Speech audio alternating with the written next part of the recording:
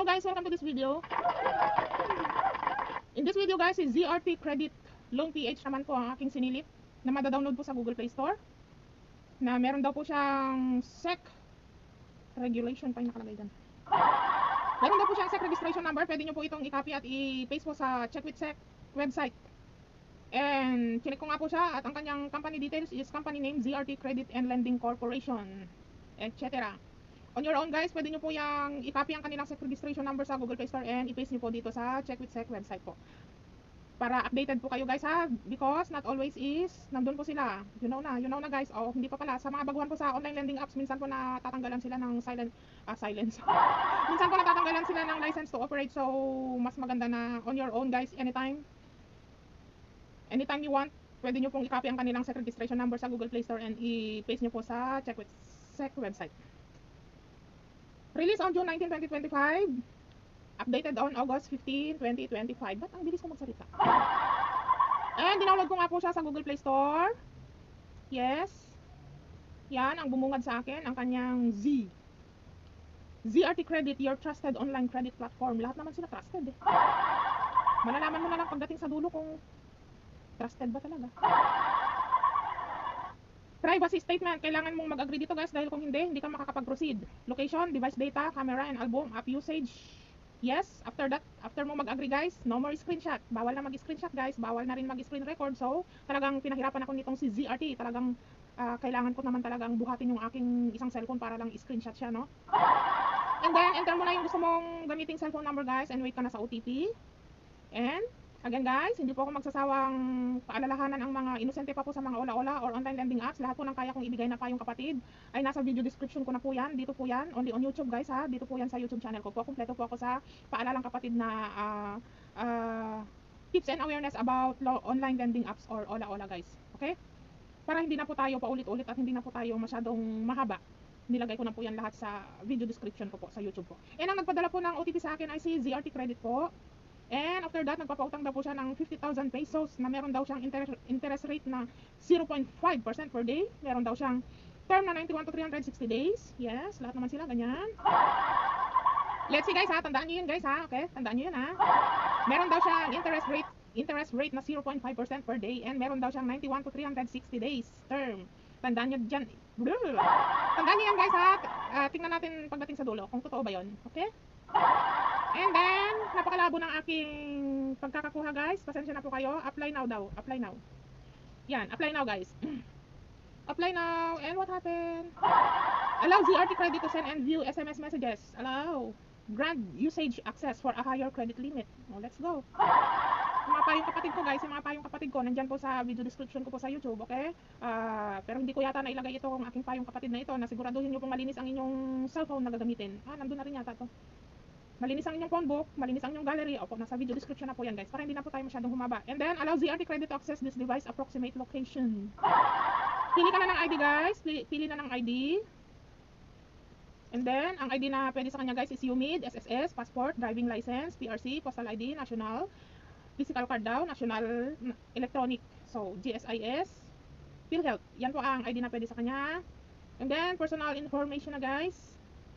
Anong ginamit ko dito? Postal ID guys ang ginamit ko dito. And incorrect po yung detect ng kanyang ng camera. So, inedit ko po yan. Double check nyo po ang inyong personal information po sa ID details. I-double check nyo po at i-edit nyo na lang po. I-correct nyo na lang po dahil hindi po accurate yung camera nya.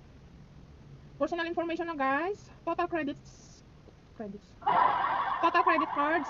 Nakakabulol po yung R yata talaga. O talaga bang bulol yata ako? Total credit cards. Syempre, alam nyo, as usual guys, pagdating sa akin, kahit wala akong credit cards, ano ko ng one credit card. So, marital status, for your reference lang guys kasi ano yun wala lang. Educational background, alam nyo na yun guys, kailangan ko pa bang i-detalye, alam nyo na yun. Pwede nga dito, 50k to 100k ang salary natin para mabilis ma-approve. And just kidding guys, pero nasa sa inyo yan. So, uulitin natin, total credit cards, marital status, educational background, residential address, property ownership. So, basic na lang yan guys sa inyo. Ang purpose lang natin dito guys is makita natin kung ano ba talaga ang nasa loob ng OLA na ito. So Sa work information guys, occupation type, whatever. Trabaho type guys, trabaho type. Pasensya na kayo, masanay na kayo sa lola nyo guys dahil bulol talaga to guys at mapatagalog man yan, Bisaya or English is talagang bulol to ang lola nyo. So pasensya na po kayo guys, okay? Industry classification, company name, kung may tindahan, self-employed ka guys at may tindahan ka, company name, yung pangalan po ng tindahan nyo, pwede po dyan. Length of employment, monthly income, payday. So understandable na yan guys, basic na lang. Payday 1, payday 2, occupation type, housewife, student, yan. Pili na lang kayo dyan, marami po kayong pagpipilian. So, ang mga answer naman dito guys is ready-made na, pipili na lang. Main source of income, part-time job, family support, social benefits, etc. Willing to seek stable job, meron pa siyang ganun.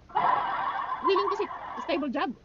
Self-employed nga ako, pero may tanong siyang ganito guys, nilagay ko na self-employed ako guys, business owner, pero meron siyang ganitong question na, willing to seek stable job. Ano naman tingin mo sa business ko, hindi stable, charot. Sabagay, hindi naman talaga stable yung income. State of debt burden. With debt burden, without debt burden, syempre without debt burden, kahit patong-patong na yung utang mo, lagay mo dyan, without debt burden. Financial saving status, kasi kung, ano naman to guys, ewan. Financial saving status, with savings, without savings, syempre with savings. Main source of income, ang dami niyang tanong guys, no? Ano po ito, ZRT. Ang dami niyang tanong, pero kailangan natin sagutin. Main source of income, syempre, part-time job, family support, social benefits. Ayun na nga, so self-employed na ako, social benefits.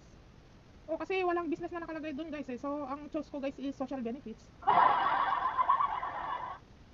Yes guys. So guys, basic na lang guys ha. At pasensya na rin po kayo sa mga images na malabo dahil bawal nga po ang screenshot. Siyempre gagawa natin yan ng paraan. Dito na tayo sa contact information guys, contact reference. Parang apat yung hinihingi niyang contact reference. So nagbigay ako ng optional naman guys yung pang number 3 and number 4. Yes, optional. Mandatory ka magbigay ng dalawang contact reference. So yung 3, 4 optional na yun guys, pero nagbigay pa rin ako guys. Total naka-ready na yan guys, hanggang 5 naka-ready na yan sa phone book ko guys. Kaya hindi na ako nahirapan magbigay ng contact reference. Basta tatandaan nyo guys, huwag kayong basta-basta magbibigay ng contact reference guys ha. Ingat-ingat po. Identity verification, selfie na, selfie. Tama naman yung selfie. Selfie na guys, and then pagkatapos ko, ito na guys ha. Pagkatapos ko mag-selfie guys, ito approve po ako sa 1,000 pesos. And then withdraw now daw guys, withdraw now. Ang maganda naman dito guys is hindi siya auto-disburse, pero ito guys ha. I-uncheck nyo guys itong consent to repay as scheduled and agree. I-uncheck nyo po itong loan agreement na yan guys ha. I-uncheck nyo po yan, baka ma-aksidente nyo mapindot itong withdraw money is madi-disburse na po yan sa inyo na hindi nyo pa nakikita yung kabuuan ng loan terms guys. So dito sa repayment plan guys, pipindutin nyo po yung arrow na yan dyan sa tapat ng repayment plan na yan. Pindutin nyo po yan para makita nyo po yung complete details guys ha. Meron daw siyang service fee na 230. Ang babayaran mo daw guys is 1,076. August, September. Ang August ko pa pala ito in-apply yan. Isang buwan lang nakatengga guys kasi wala nga tayong time na gumawa ng video. Pasensya na kayo. August ko pa pala ito in-apply yan. So dito na guys. Ito na po ang kanyang repayment plan guys ha. Ito na yung mga kanyang service fee. System service fee 0, account maintenance fee 75. Kailangan mong mag-ambag sa account maintenance fee. Risk management fee 155. Amount disbursed 770. So medyo ano pa to si ZRT no. Medyo mataas-taas yung ano niya pero mas okay naman siya kaysa dun sa iba na magkano 640 na lang yung matatanggap mo. Dito kay ZRT guys is 770 ang matatanggap mo sa 1,000 na ma-approve sa'yo. So meron siyang nagtototal po yan ng 75 plus 155. So 230 nga po. Overall is 230. Pero ang ibabalik nyo guys is 1,076. In 7 days lang to guys ha. 7 days lang to. Or 6 days lang. 6 days to pay lang to guys ha. So 1,076. I-ano natin guys. 1,076 minus 770 na matatanggap mo is 306 guys. Kikita sila sa 1,000 pesos na jujutangin mo guys is kikita sila ng 306 sa loob ng 6 days. Kailangan mong bayaran yan ng 6 days guys dahil kung hindi baka makarinig ka ng salitang hindi makain ng tao. Ay ng aso. Okay po? Yes. So naputol na naman tayo guys. Nabusa tayo ng oras. Ipagpatuloy natin dahil patapos na rin naman to guys. So yun nga guys. Ang recap natin sa 1,000 pesos na ma-approve sa'yo from ZRT Credit guys is ZRT Credit ba yun? Wait guys check natin pangalan niya. Yes, ZRT Credit guys. Mahirap magkamali guys. Ibang ola tong binabanggit ko dito eh. Yes. Sa 1,000 na ma-approve sa'yo guys is from ZRT Credit is ang ibabalik mo guys sa loob ng 6 days is 1,076. Nawala po kasi yung aking screenshot. Pasensya na po. Ito po. At meron pa pala akong ibang screenshot dito guys. Pasensya na kayo. So, ganito ang kanyang repayment plan guys. Pasensya na kayo dahil meron pa pala akong ibang screenshot guys. So, ipaliwanag po natin mabuti ito. Sa term 1 niya guys is kailangan mong maibalik ang 6 days to guys 6 days, 7 days to guys Kailangan mong ibalik ang 1,076. Ang marireceive mo sa 1,000, sabihin na natin 1,076 guys, ang ibabalik mo. Pero ang na-receive mo lang is 770, okay? Malinaw po? 770 lang po ang na-receive mo Ang ibabalik nyo po is 1,076 in 6 days or 7 days. Pero advisable na 6 days po kasi baka mamaya meron silang system maintenance or magka-problem po kayo sa pagbabayad.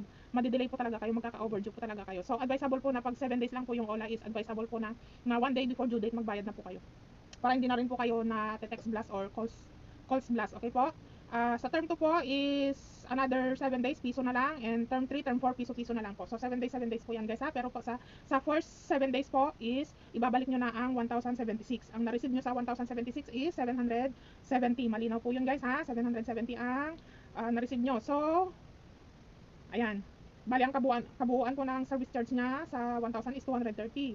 Sa 1,000, ulitin ko pa ba? Basta sa 1,076 guys, is 770 lang yung matatanggap nyo. And you need to pay 6 or 7 days before due date. Okay po?